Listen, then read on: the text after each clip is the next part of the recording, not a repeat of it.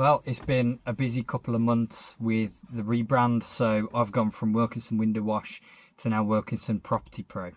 And there's a lot of work that went on in the background.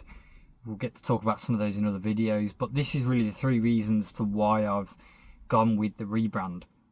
And the first is because the name Wilkinson Window Wash didn't really apply to a lot of what I do now. So it was built around the idea of window cleaning, and then window cleaners naturally will go into things like PVC cleaning, conservatory roof cleaning, and then usually gutter cleaning. Sometimes that involves getting a gutter vac as well. But I've gone into a lot of other things that just don't really match the idea of a window cleaner anymore. So the name's a bit restrictive, where now the name Wilkinson Property Pro covers a lot more of the services that I do, and I'm trying to focus more of my time on. And although I'd played around with this idea for a couple of years, I never really went for it. But the second reason as to why I made the change is what had forced me to do it in the end. So just a little backstory on the second reason is that I took a break from exterior cleaning for a bit and came back to it only about 10 months later. So I was at this one job for a small amount of time where I got introduced to website design, coding and SEO, or search engine optimization. And although I wasn't taught great with that, I then just carried on learning it. So I've now been learning that for around a year and a half and just applying it to now exterior cleaning. So I made my own website, but the problem is getting back into it, that I needed to spend time in getting customers. So I knew I'd need to hand it off to someone else to be able to do the work.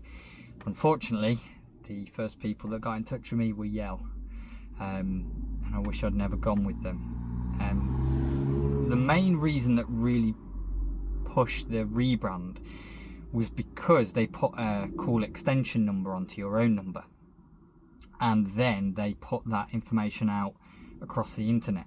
So it's important that linked to your website you have the same company name, company address and phone number.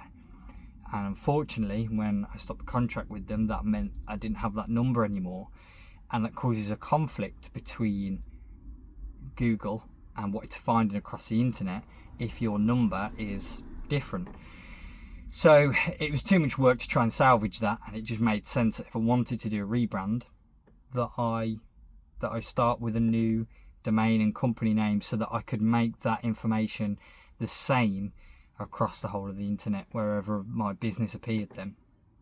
So it sort of pushed me to commit to the rebrand that I'd already been thinking about.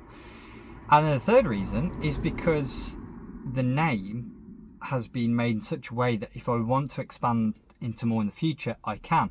So we never know where new services might come into exterior cleaning, and new products will start to come up that mean we can push into other things. But it also means that there is a service that I am fully trained on that I've never actually gone into full paid work, and it's something that I have the ability to go into in the future if I want to use that.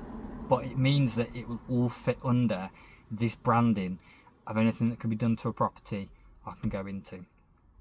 So yeah, that's the reasons I've changed the company. And really the videos now, I'm at the point where I can create content. It's really the next step in the business.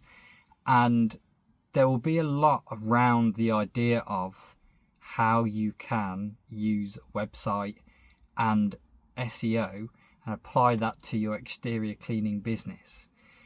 It's something that's not really used and utilized a lot, because anyone who's doing the work itself, the physical work, doesn't normally go down the route of learning the website side of stuff. It tends to get given to marketing agencies, where there's some simple things that you can apply and do that will help you to get the results out of your online branding and your advertising. So I'm going to be looking to share a bit of that journey as I go about doing that with this new business name and domain. So let me know if you want to see any of those or any specific questions around that side of doing things, and I'll see you in future videos.